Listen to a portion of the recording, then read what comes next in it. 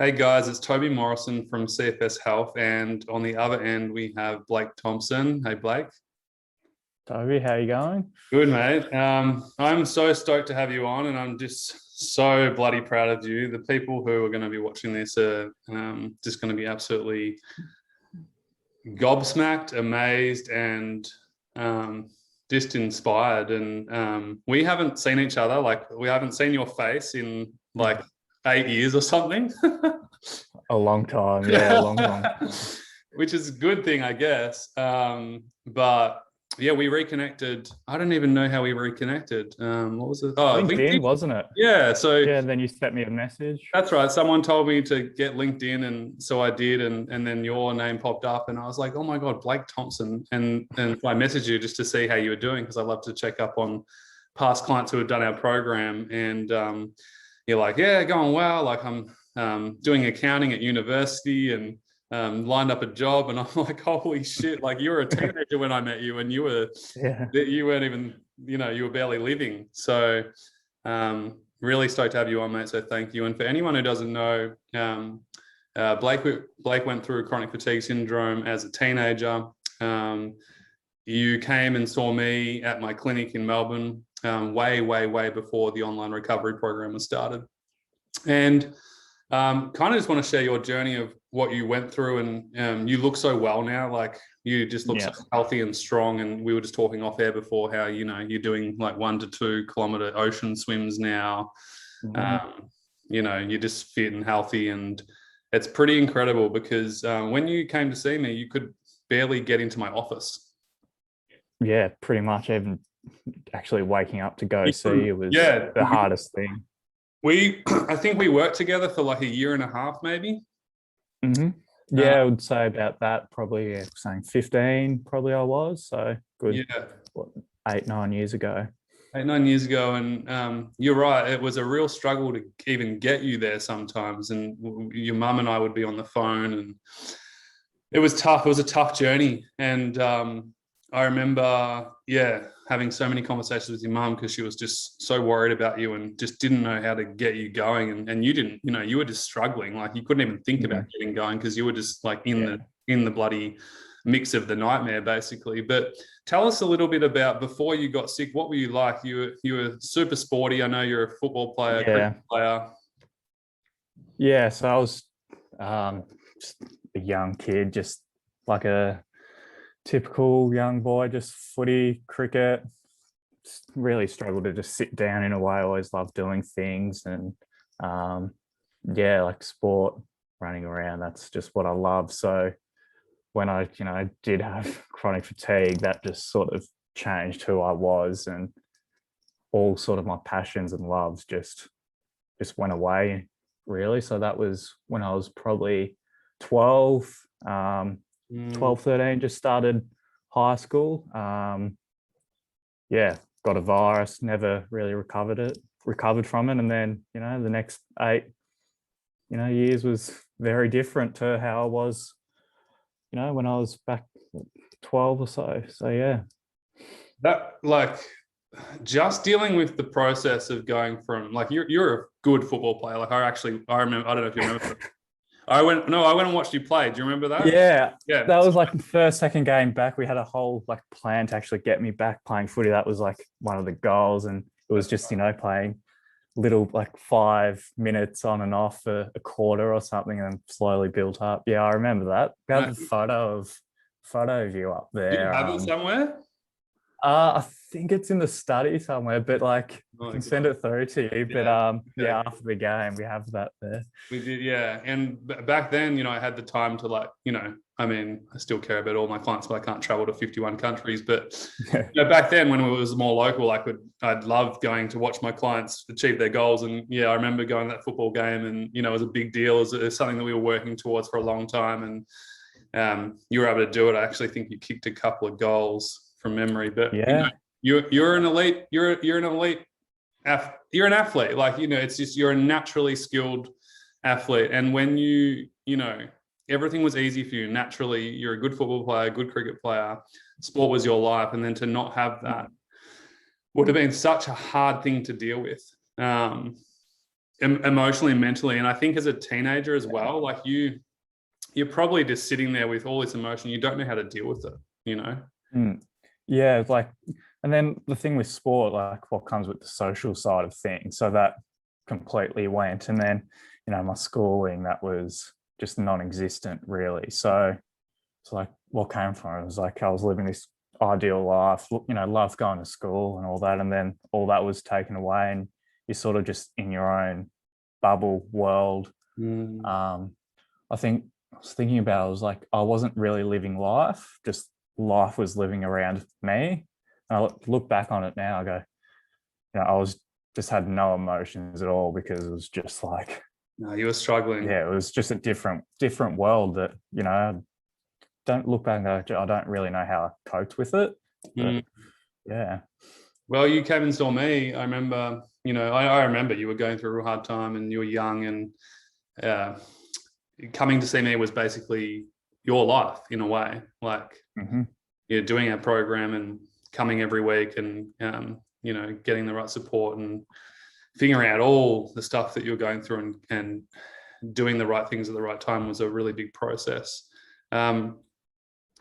What was this journey like getting diagnosed? Because it was pretty hard back in Melbourne. It's hard for everyone in every country. People email us every week saying either my doctor doesn't believe in me or my doctor's just diagnosed me, but he or she can't help me. Like, what was it like for you? Was it kind of similar experience? Like you got a yeah, you go to like doctors and all that. They either say, you're just tired or you need to do this and that. They give you all these medicines and you pretty much just go see anyone that you would have hope that would help you. But my sister, she had chronic fatigue as well, so probably a couple of years before me. So that, I wouldn't say helps, but like knowing doctors, so sort of went to the same thing. But then it was beyond a point where it's taking all these drugs every day, like silly amount, then you just wouldn't feel better. And then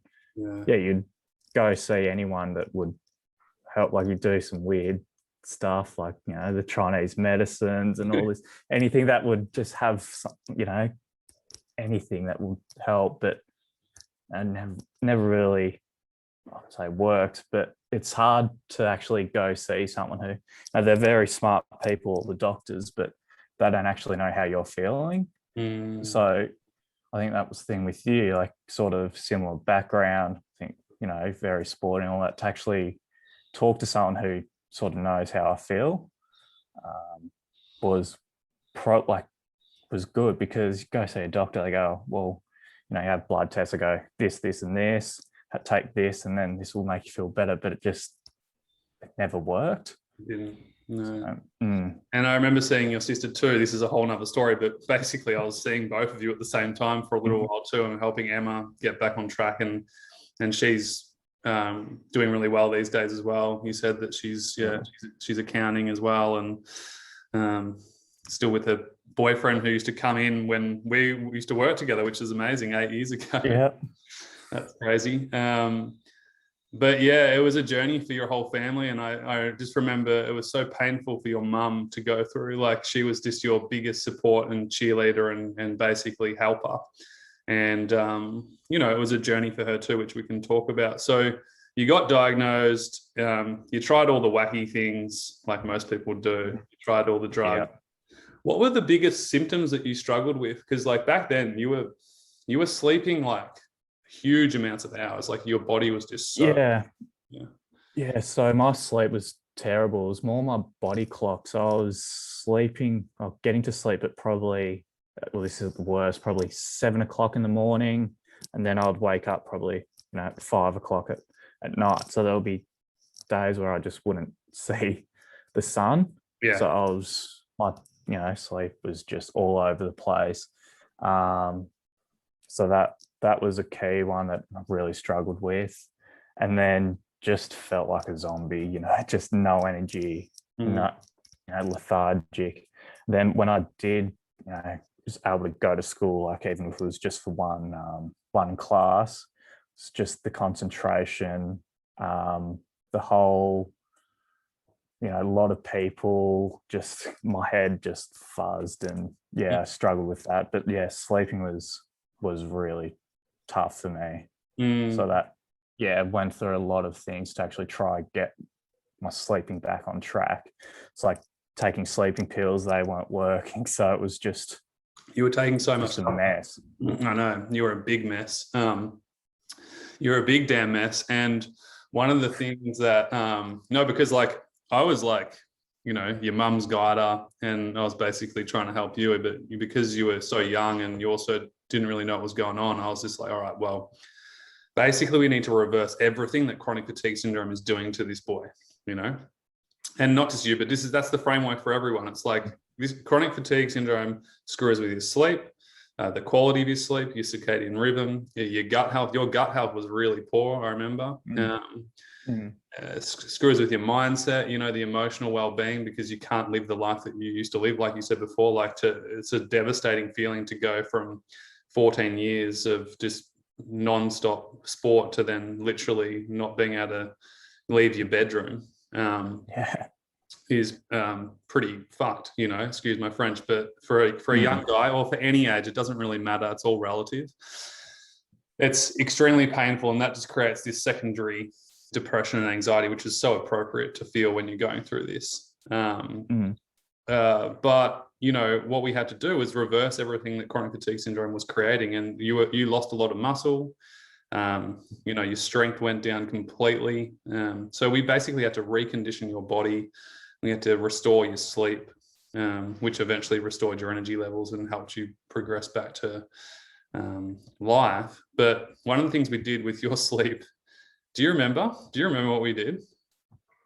I don't know. Like, tried so many things. Like even back in, I just look back and go, I can't actually remember a lot of things, because it was just such a blur. I was just there, and my mum was just telling me what to do, and I'll try to do it. Most of the time. I remember eventually what happened was you were so bad that I said, all right, he needs to come in twice a day.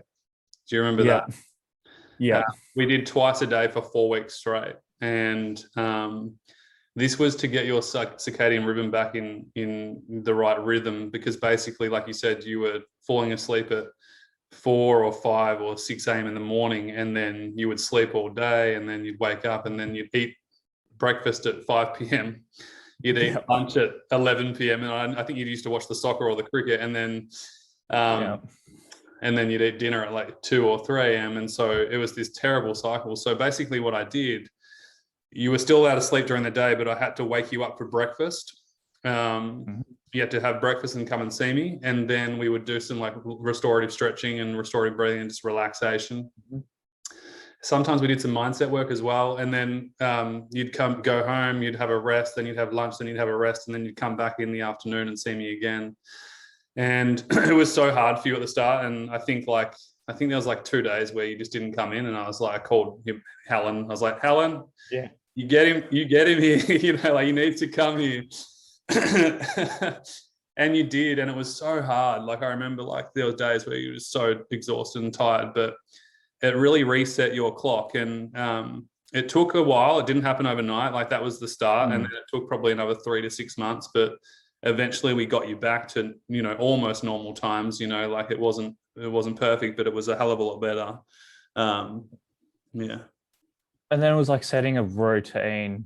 I know when first started, it was just like, even so it sounds, mum would go get me a coffee and just deliver me a coffee in bed to help get me up. And now that's, set a routine, get up, go get a coffee. It's just, it was, sleeping was just tough. And then just, it was just a mess. So being able to just find that routine, and then what I guess worked, and then just having to actually get up was tough, but then obviously worth it in the end.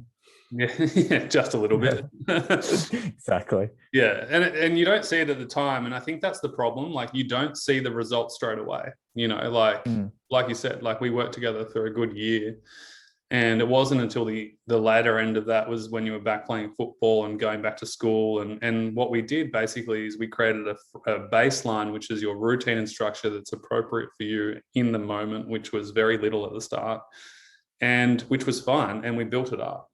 And and it's just incredible, man. Like, it's just like, you know, we finished up 15 months later, you were going well, you were back at school, you were playing footy, you were seeing your mates, like you were just living your life again.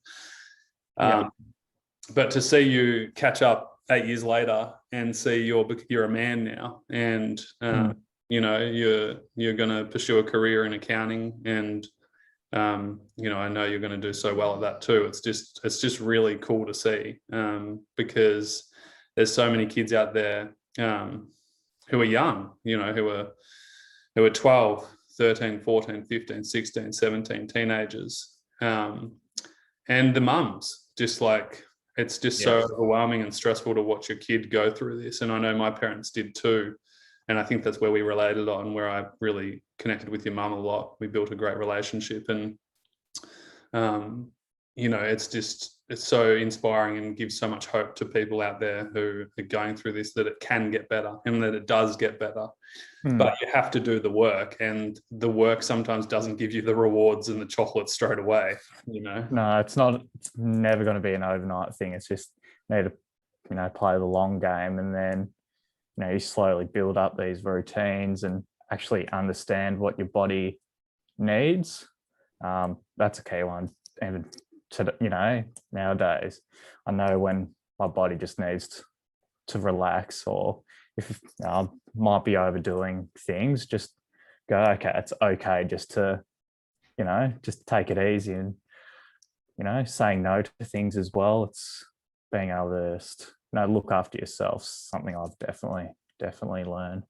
You said, and then also with with the young people, it's like with schooling as well. So I think the key thing with me is just, I barely went to school. Like, when I did go to school, it was either for lunchtime, just catch up with my mates. Right, that's what I meant you do. Yeah, I said, because you weren't going at all, and you were so sick, and I said, look, we need to get him into a routine structure. And I said, Blake, what's the favorite part of school? You said, just seeing my mates. And I said, well, that's what we're doing. And so we spoke. I remember writing a letter to your principal and being your head coordinator, and being like, hey, like, you know, Blake, this is where Blake's at. This is what he's going to do. We're going to eventually get him back into class and stuff. But to start with, it's 30 minutes at lunchtime. Yeah. Yeah, and then we'll just be go to class. I'll do no work at all. No responsibility, but I'll just be there catching up with my mates and all that. And then I look back of where I am now, you know, being able to get to uni, all that, I go, you know, high school wasn't worth it anyway, so I've done the right thing. But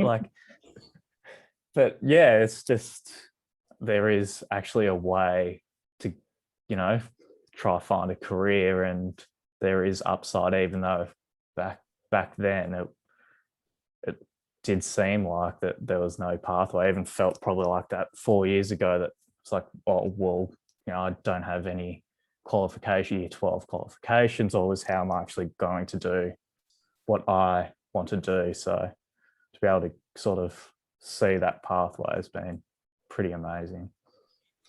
Ah, shit, I'm getting shivers down my spine. I don't know if you remember, but I said to your mum, and your mum was so good, she took it on board really well, but I said to you as well, I'm like, I don't care about your school. I don't care about your enter score. Do you remember me saying that? Like, I was like, I think like school didn't matter, but it was just, it's more to it than just the you know, the educational side of things. Yes, exactly. And so I said, I'd rather you be in class and not learn anything, but just be there for that 1 hour and build your capacity, than not go at all and do what's appropriate for you. But I said to you, like, you know, there's always ways that once you finish school and once you get better, there's always going to be a way around this, you know, whether you do a TAFE course first and then get into university, you know. But like you said, it's so hard to see that future and see the chocolate reward at the end of the day when you're kind of just doing the Groundhog Day. And you did the Groundhog Day, like, you used to come in, like I said, twice a day for 4 weeks. Then we'd do every third day you'd come in and do your training with me. And you know, it wasn't that fun, but at least you had something to look forward to each day, you know, something to get you out of bed and do. it was appropriate. Routine. Yeah, routine that, I was able to have. And yeah, instead of just wake up, eat and do nothing pretty much. So it was, Yeah. it was a routine that then something probably, probably don't know about it, but I still do to this day, just having that routine, and just forming good habits. Exactly. Do you remember, was there a pivotal time where you started to notice a difference? I don't know if you remember, but back then we used to do I think it was 6-week trackers. And so we'd track your progress after 6 weeks. And I used to have the little, the pad, and I'd write my scores. Yeah. And, your strength would improve. You'd go from not being able to do much at all. And then we'd reassess after 6 weeks. And it's oh shit, Blake's gone from, being able to do any movement at all to now he's doing, 5 this, 5 that, 10 that. And we could start to see progress. But for you, was there any kind of moment in time where you're oh, I'm starting to get better and I'm starting to feel better? I think with you, it was probably getting back to footy. I think that was the huge goal I had. So not playing footy was so tough. I think we sort of had a plan out. So, train with you, and then I might just start, training for a little bit, just kicking the ball, training or something. So it was this long plan that was tough, because back when I was sick, I'd probably I'm feeling okay, I'll just play, and then bug myself out for the next week. So we had a plan, I can't really remember, but it was just train, build up that the strength, and just in a way trust my own body that can, do what I wanted to do. And then when I got back into playing footy, it was 5 minutes on, 5 minutes off for a quarter or something like that. And then it was slowly building progression up towards, it was a slow build. But that's when I was sort of to see that, geez, from where I was, not playing footy and then slowly getting back into it was, amazing. Yeah. And guys who are watching, there were times where Blake couldn't walk up the stairs of our clinic. So it was a really cool, progressional thing. And you, like you said, I think before you started seeing me, you would have the big games or have something really important that you'd go to, and then you'd just go, oh, screw it, I'm just going to do it. And you'd go all in, and then you'd be totally screwed and exhausted and in pain for a week or so. And so I remember, actually, I'm having flashbacks. We remember the running track we had, and we would we'd stand at either end and we'd kick the football. So, and I would always make sure that you'd just do the right amount, not too much, not too little, but just we'd stop before you'd be tired, basically. And that was fun. And now I remember, as you were progressing, then we'd add in, handballs and jogging, and you'd run around. We kind of mimic what it would be like to be playing football, but just on a graded level, basically on a pulled, scaled back level. And there was some way, and this is the problem where a lot of people face, they get so fixated on it has to be a set thing every single day. And this is unfortunately what's happening in the world at the moment. People talk about graded exercise therapy, and it doesn't work because it's not flexible enough. And so, there'd be weeks where you'd come in and we'd adapt depending on how you felt. So I don't know if you remember, but there'd be weeks where we wouldn't do anything other than restorative stretching. Or sometimes even we'd just be sitting in the office and we'd go through some goals or some mindset stuff. And that's important for everyone at home to know as well. You need to have a plan, but you need to have a flexible plan that is going to really suit you, rather than just be so fixated on black and white, Was there any other things that really helped? I remember your nutrition got a lot better. That took a little while for you to understand, I think, but because none of us got taught this. I didn't get taught this at school. No one talks about nutrition and low GI and whole foods and protein. How much of that made a difference for you? Yeah, and then just setting a routine when to eat as well. So wouldn't eat before I go to bed, or so just having a set, maybe just breakfast, lunch, dinner, and then that's it. So like still to this day, won't eat past a certain time.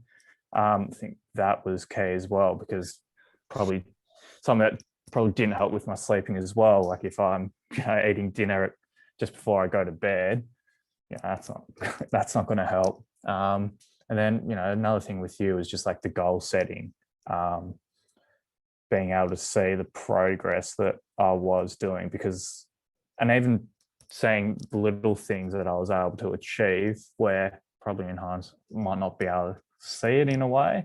Yes. So yeah, like you said, with your pen and paper, like I was able to do 5 more push-ups or something like that, and probably look at it and go, oh, okay. But then you see the progress, go, oh, this is actually working. Yeah. God. Where you go see doctors or something, go, oh, look your blood test, this is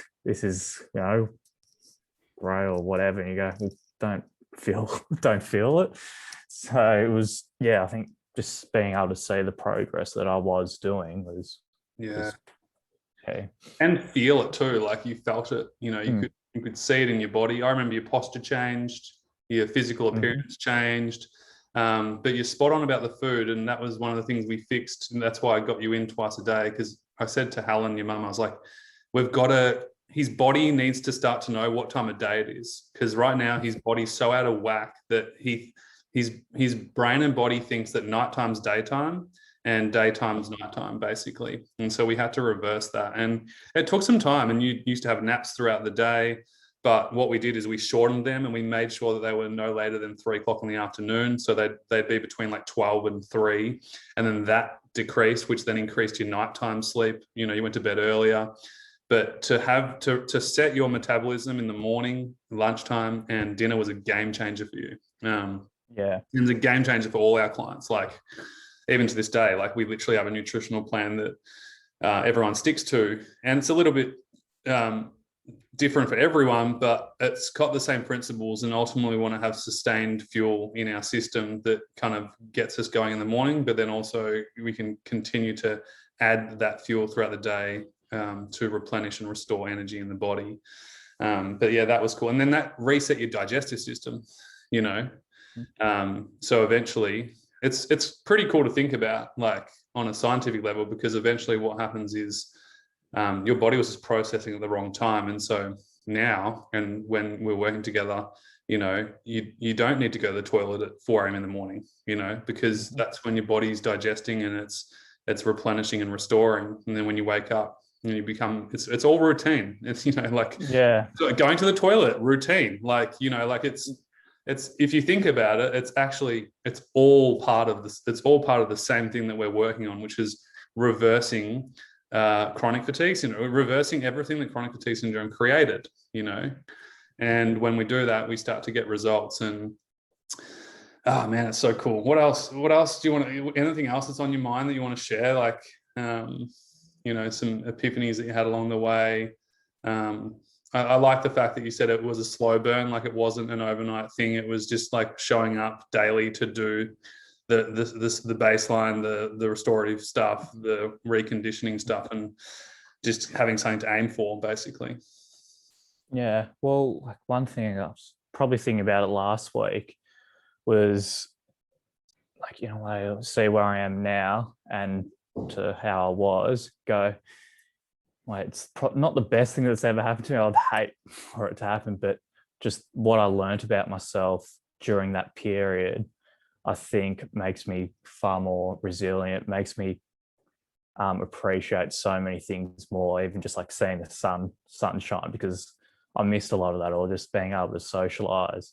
I think the last 18 months, it sucked. It sucks being in lockdown, but you go, talking to my mum, go, but that was my life for so long, being in lockdown. I'm just grateful that I am healthy and able to actually enjoy the 2 hours of exercise I can do, or just like thankful that I can actually learn, go to uni and all that. So, you say you have a lot of young people that, going through this. It's just like in the end, all that hard work it's worth it. And with then my education, it's just like there's hope in a way. Like it might not look like it as you go, you look at it and go, this is never ending. It, it won't get better, but it will. And in a way, like I didn't go to school pretty much at all, didn't get a qualification at high school, had to go a long way around to get into uni. But then in the end, when I went for the job internship, they didn't ask about, why is my schooling all messed up and around. So, it doesn't define who you are, I guess. So good, dude. And I almost just wish people could see how bad you were, like, because it's so hard to understand when everyone's looking at you going, yeah, but he's like, look at him, he's fit and healthy, and look at, like, you got fullness in your cheeks, which is a good sign of health. And the glow, but man, like you were grey when I saw you. You were a scrawny little kid and you were so weak, your immune system was so low and shot, and you should get sick all the time with viruses and flus, and you were just your system was a mess. Yeah, I just wasn't living life really. It's literally like, say, a zombie, but I was walking around. When I'd have to go see you, there was times where you'd say I struggle up to walk up the stairs just because I was forced. My mum would drive me there, and I look back, can't remember a lot of things because I was just in that state where I was a mess. Yeah, you were. Like you were a big mess. You were one of my hardest projects in a way. Like you were a real hard project because like in a good way though. Like I was just like, man, there's a lot of angles that we're going to go from here and help you. And especially when you're feeling so low and flat, it's just so hard to want to do anything, And like you said, it was a bit of a forced effort to start with by your mum to kind of help get you started. And it was probably 4 months of that effort of just like, I don't want to be here. Like, I feel like shit. I've got a headache. So I remember your legs were so sore back then, and but something clicked. It was 4 months, 6 months, I don't know when, but maybe it was when Emma was coming in too. But something clicked, and you started coming in for yourself. Mm-hmm. You've almost realized it's up to me, kind of thing. Like, and then but then it's not perfect. It's not always going to be perfect. But then you go back to what you know and you go, okay, this worked this time. Let's just reset. It doesn't always have to be an upward slope. It's okay to, not turn to shit, but like to feel shit. You just have to go, okay, this is what I need to do now. And just that understanding of what your body needs was probably my biggest takeaway as well from it. Yeah, exactly. And that was the thing back then. Like we kind of, there'd be weeks where you just do this, we were just maintaining, Mm-hmm. And that was good. Like, that's good. Yeah. You can't, like you said, you need to just maintain sometimes and then build and then maintain. For just 2 questions to wrap this up, mate. And this is just brilliant, like so insightful and just giving me all those memories. Yeah. I remember going to that football game and just being I think I almost like cried, but like I was, your mum and your dad were there, and everyone, your teammates were just so rapt to have you back. Yeah. You were just like, you hadn't lost anything. Like like it took you 3 minutes and you got the ball in your arm, you're running, kicking goals, and it was just really cool to see. For anyone who's struggling out there, and they've tried everything. They're trying the doctors, they're trying the medication, they're trying the supplements, they're trying the 100 Chinese medicine balls that you both take, and I did that as well. What would you say to someone who's looking at getting help through our program? They're a bit unsure, they're skeptical because they think it's another thing they've just got to try. What's the difference between the program and doing all the other stuff that you tried, the outside things? And what would you say to that? Well, I think the key one for me was I was talking to someone who actually has experienced what I was going through. Mm. I think that was the key difference. Go, okay, this is what's happening to me. You see a doctor, they don't know how you actually feel, and they go, take this, you'll feel better, or you get, are you really sick, all this, all that. I got told, oh, do you want to feel better? And that, yeah. What? I remember I was in hospital one time. I'm not sure what she did, but she asked me like, oh, do you actually want to feel better? And this was the first time I actually cracked the shits with a person, because I was like, my life was just unreal. Social life, I was spoiling all this, and all. They go, how dare you say that to me? I think the big difference probably with your program is how people are going through, and because they don't actually personally know what's going on. Some people out there. So I think the key thing was, you were a mentor to me. I saw you, and what you've done. Go, that can be me. I can actually get through all that. That shit. To be honest, I think that's the key thing. Like, for people going out there with chronic fatigue is, it works in a way that the slow progress, and then if you stick with it, hopefully you get there. Yeah, and look what you're doing now, which is just incredible. I was just when we were talking on LinkedIn the other week, I was like, what? I'm like, dude, do you want to do an interview? Like, this is like, we do them every month, and it was just like, man, I need to get you on. Like, that's so inspiring. And God, yeah, you just want to slap those people in the face when they say things like that to you, Yeah, and you do want to get, this is the problem. I think this is what, and I went through the same thing. I had a psychologist say it to me when I was like 15, something like, I think, are you feeling a little bit depressed? I'm like, yeah, I'm feeling depressed. I had my life back there. Like, like, that's what I'm upset about. And she was like, it's okay. It's just like, man, but yeah, it's just so insensitive. And I think everyone wants to get better. It's just, but how do I get better is basically the thing. When you're getting fed the different medications and supplements, and there's nothing wrong with that stuff if it helps you. But ultimately, if it's leaving you going around in circles, then if you can take anything away from this interview, it's like all the stuff that you did yourself. Obviously you got help, but it's the stuff that you're doing day to day, fixing your circadian rhythm, fixing your gut health, fixing your routine and structure.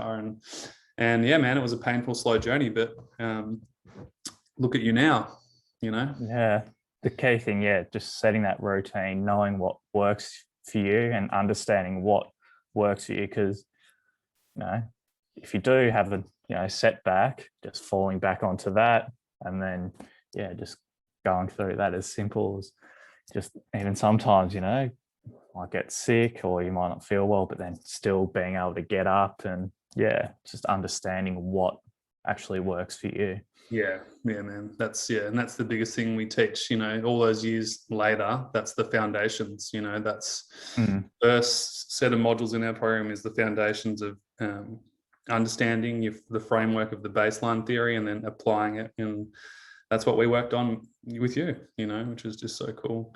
Man, like, last words, just like, people are watching this, they're sitting at home, there's probably a dude your age, or even, a mum, or, a father watching this going, wow, like, this is just so cool.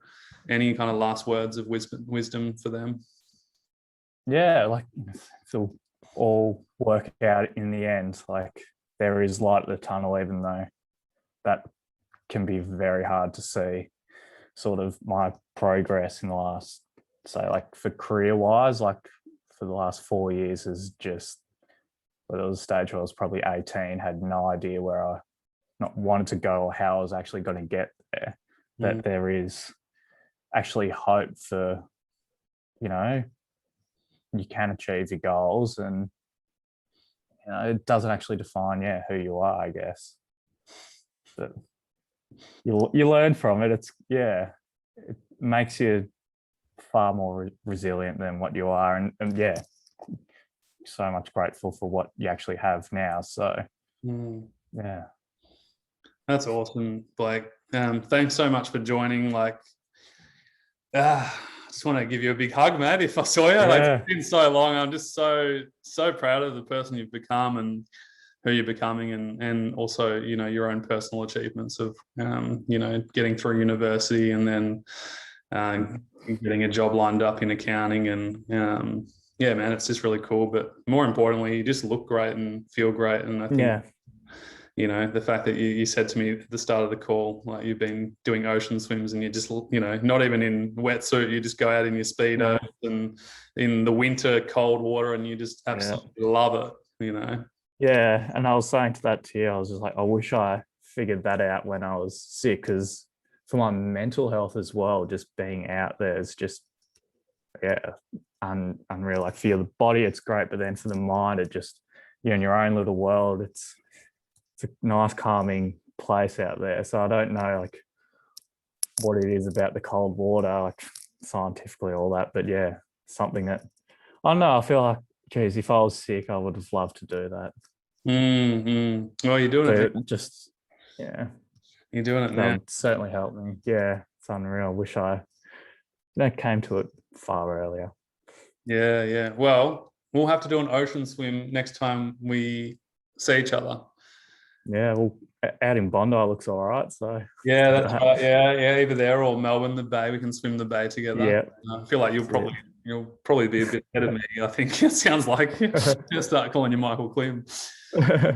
All right, mate. Well, thanks so much for doing this interview. Yeah, just on behalf of everyone who is watching this right now and who who's going to watch this in the future, just, yeah, thank you. Yeah. Thank you, Tobes. Thank you, and yeah, all the work you're doing. Thank you. Yeah, no, my pleasure, mate. All right, we'll catch up soon for that swim. Yeah, well, sounds lovely to me. And for anyone who wants help and kind of wants a plan like Blake got, there's an application form somewhere on this page or this link. Just click that. You can apply for the program. We'll send you some information on how it all works. And yeah, if it's a good fit, we can help get you started as well. And just a big shout out to all the parents out there who are going through this right now. I know it's tough. Hang in there. Do you want to say anything to the parents, Blake? Like, anyone, like, any advice from a son point of view?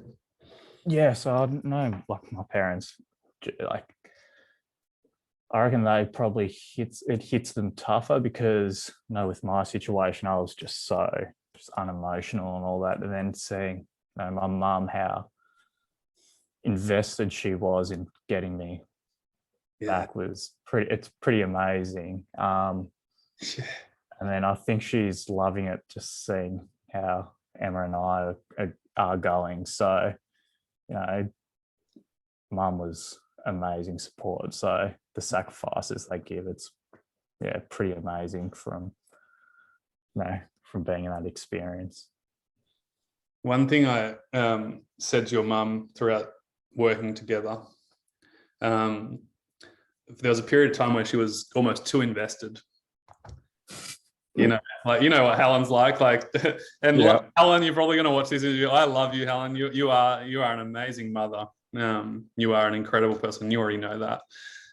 But I think there was a time where I said to her, I'm like, leave him alone a little bit. Like, you know, you don't want to pressure him too much. You know, like, let him. You know, he's doing all right. Like, you know, kind of take the pressure off and just back off a little bit. And it feels counterintuitive. Like, I can't imagine being a parent. That'd be so hard, but to let go a little bit. And that just gives you space to step in for yourself more and take more autonomy and responsibility for yourself. And it's a fine balance. And I feel like your mum, you know, yeah, you're spot on. She was so invested and she's just got so much love for you guys. And she's absolutely brilliant. So big shout out to Helen as well, just for all the love and support you gave Blake and Emma as well. Just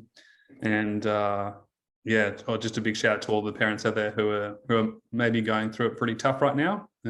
Just know that, as you can see, it can get better, and there has been many blessings along the way as well. Yeah, absolutely. Yeah, cool. Thanks, Blake. We'll speak to you soon. All right. Thank you, Toby. Thanks, mate. Good to see you. Bye.